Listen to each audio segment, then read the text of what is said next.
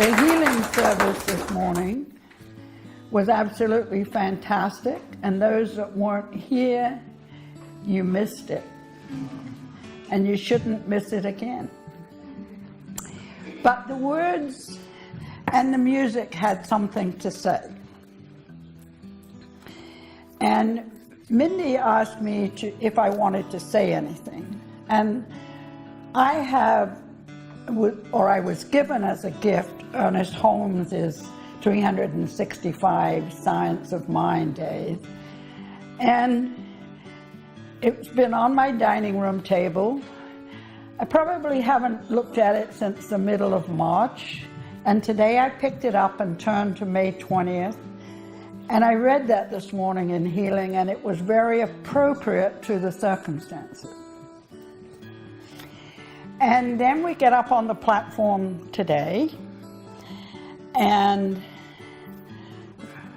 Lorena had something to say which was totally appropriate to the subject matter that I chose.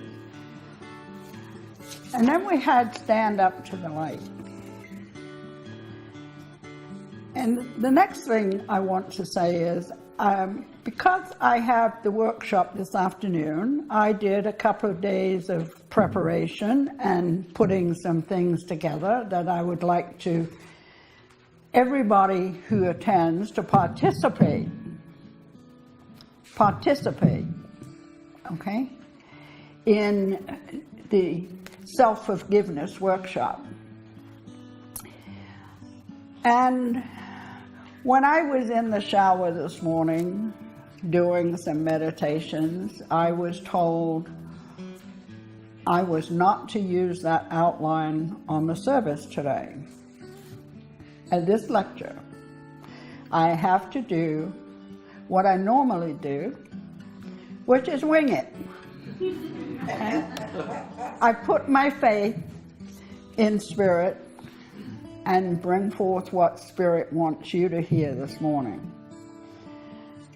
And so I'm going to use one of the things. I have many books around my house, and God knows where I picked them up, but this one came from the Tai Chi Buddhists when the fire took Harmony Grove. Okay, this was one of their gifts to us. And one of the sayings that I have, as you see, I have many marks in the book, but one of the sayings that I believe in, and I think that everybody should think about this morning on your self-forgiveness path. In the face of adversity, be grateful. For such opportunities do not come by easily. A lot to think about in that saying. In the face of adversity, be grateful, for such opportunities do not come by easily. And so we talk about self-forgiveness. As we make our way through this life, many decades, we make a lot of mistakes. We sometimes take the wrong path, and we tend to get out the old palm frond and hit ourselves on the back or upside the head or behind the legs, which is the most painful one we learn as children. And we get upset with ourselves. And we grow the little guilt plant. And over the years, we tend to water that guilt plant, and we take care of it carefully, and we grow and we say, shouldn't have done that, and we carry the load with us. And we don't stop to think, what lesson did we learn? I'm a great proponent of Alice Bailey, who channeled a lot through her spirit guide, Wakul. And one of the things that Alice Bailey says, for everybody on this earth plane. If you were perfect, you would be in spirit. And we're here, day by day, slogging away at what it takes to live on this earth plane as a reasonable human being. Not doing harm to many. We do harm to some, and we water that little guilt plant.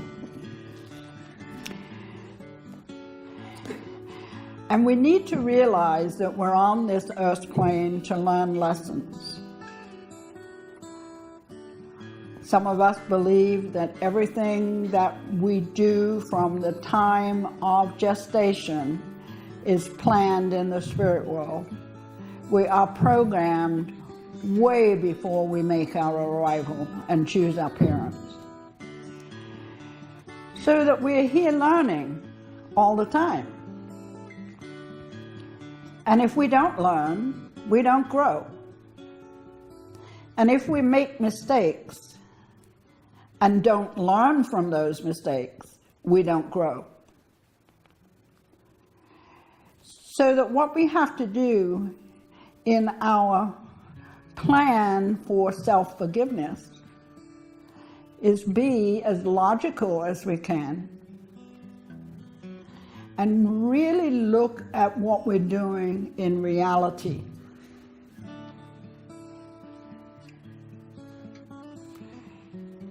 If I slapped my kids when they were little because they did wrong, boy, did I feel guilty. Watered that little plant. Until I learned that they need certain boundaries, but we don't have to make them painful boundaries. So what I used to give my kids was the choice of sitting on your hands or sitting with your hands on your head and contemplating your sins. Okay? So that I learned from that mistake about feeling guilty about slapping my kids. I used to do it on the back of the thighs, if anybody remembers, because it's the most painful place. So we have to forgive ourselves. Because I could take the lesson that I learned and carry it forth into the world. And for those that know me, know that since 1974, my primary be of service to is be of service to kids, young adults, children, and be able to hold their hand and tell them the things that they need to know and need to listen to in order to become better adults. So, chop the plant down, prune the guilt plant this year because I learned that lesson. And each and every one of you need to look at all of those mistakes that you made. All of those things that you feel guilty about. All of the ways that somebody said, I hate you, especially teenagers. Have you ever, for all of you who have had teenagers, it was kind of like a mantra with them. I hate you. And you took a little bit of that guilt, okay, because you felt guilty because your child was saying they hated you. And lo and behold, the plant that you chopped down is growing again. And so life goes on. But one of the things that you need to do is to be kind to yourself. You don't necessarily have to love yourself 24/7. I don't think any of us do that. I was full of envy this morning because Elena looked so great. And I'm 84, and I'll never look that way again. Never look that way again. I used to when I was 20, okay? I used to when I was 30, but I will never look that way again at 84. So immediately I had to stop the envy. Well, and I can't say I hate you. I started asking, does that help? But what I'm saying is, every day, 24/7, we have those little incidences. And we need to look at them in a cold, factual way and take the emotion out of it. And say, why did we say that? Why did we do that? Why did we think that? And if we can give ourselves a reason why we shouldn't have done that, and what we can do to not do it again, okay?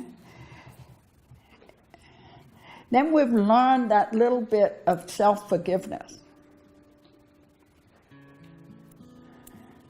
You're not worse than anybody on this planet, okay? Not at all. Because we're all here to learn a lesson. Maybe there's a million different lessons to learn, and we're here to learn one of them, so that Mindy may have a totally different lesson to learn than I did, or Kim, or Doug. Okay?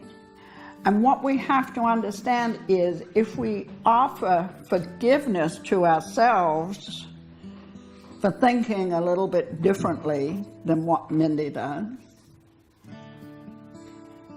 we learn that we're only one person in 10 billion on this earth plane here to learn a lesson.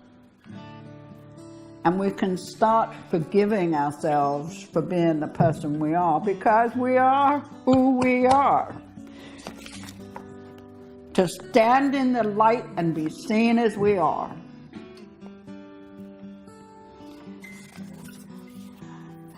I know myself well enough.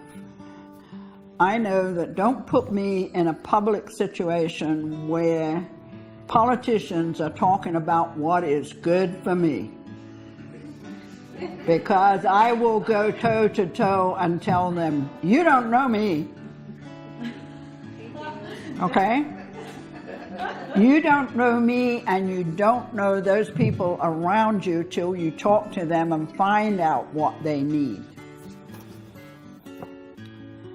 And I have no problem, whether it's the President of the United States, whether it's the Queen of England, whether it's the Governor of California, in letting them know how I feel.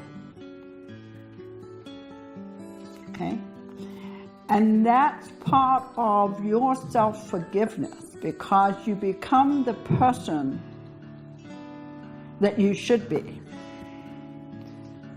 Let us stand and be seen as we are. We all make mistakes.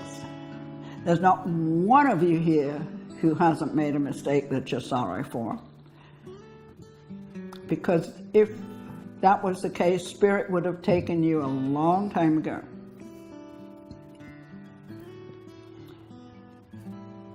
So that we have to look at self-forgiveness as really an evaluation of self.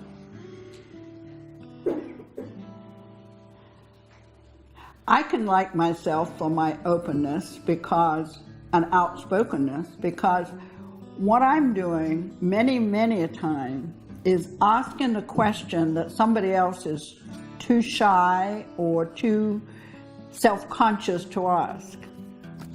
And I'm doing them a favor, a bigger favor than myself, for asking that question. And I look at that is my path, that is my lesson, that is what I'm here to do. So I cannot do anything but forgive myself for who I am. and accept who I am. And each and every one of you, each and every one of you need to remember that. And you need to do it.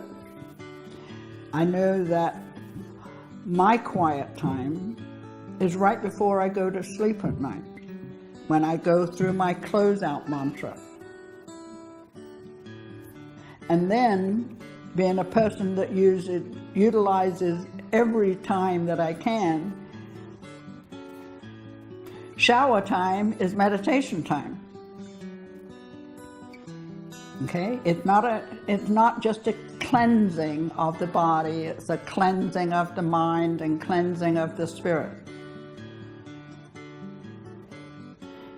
And I will look at the things that I've done yesterday or the day before. And sometimes it's too late to do anything about it except mentally apologize to that other person or that other thing. But you have to do it, because you don't want that guilt plant to grow any bigger than it is. And that's what you come here during the weekend time and sometimes during the week to learn, is the fact that you're with people of like-mindedness, so that they accept you when you trip up the curb. Oh, I know, I've done that. I felt so bad when I did that. But let me tell you what I did to forgive myself. So that you're here learning something, as well as being with people of like-mindedness. And self-forgiveness is that what it's all about, is I'm here to do the best I can. I'm here to be the kindest person I can. I'm here to teach whoever's willing to listen. And that's all that I can be. The other person that I kind of read around and said I was going to bring up today, and for anybody that looks for meditation books, Sylvia Browne's book on meditation is a pretty good source. Now, quite frankly, I wasn't a fan of Sylvia Browne. I'm not a fan of Sylvia Browne. Okay? Because, and I'm going to say this and ask for forgiveness. When you see Sylvia Browne, or did see Sylvia Browne on television or wherever, she was decorated to the hilt. Okay? And when I went to class on healing and messages, and here I am just as guilty today, my teacher used to make us strip off jewelry. Okay? They all have energy fields of their own, watches in particular. So you don't need anything interfering with the channeling that's going on in the healing process. And so I got this blind spot about Sylvia Browne, because she always had a ring on every finger, bangles up to her elbows, makeup. She looked attractive enough without it, but with the makeup, it made her look too phony. To me. That's my opinion, and I was stuck with it until I picked up her book. Okay? So now I have to forgive myself. And this in her book is item number 23. Balance, stability, and love of self.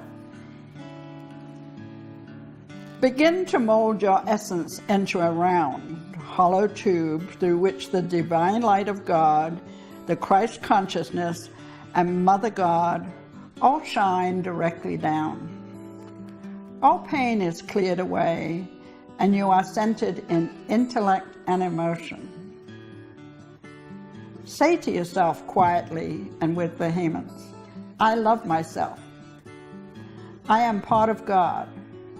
I am God. My intellect and emotion are totally intact. I need no other human being in this life to make me contained. Anyone else is perfect. They are an addition and an added bonus.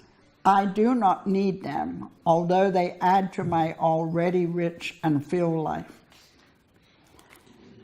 And that's only part of what she has to say on this number 23 meditation. So I want to challenge you all. I also want you to come to the workshop this afternoon and learn how to deal with your self-forgiveness. But even if you don't, I want to challenge you to look at yourself and look at all the things that you did that you say you can't live with anymore. And look at the positive side of it. What did you learn? What came out of that adversity? That is your biggest challenge and your biggest gratitude. Okay? That you can move on tomorrow and know that you've done a little bit of self-improvement. And there are a lot of you here today, and I'm very glad that you're here. But I want you to think about it. And when you think about it, be grateful to yourself and forgive yourself for making that mistake, but say the end result was, I learned something that I can take with me to make me a better person. Stand in the light and be seen as we are. Thank you.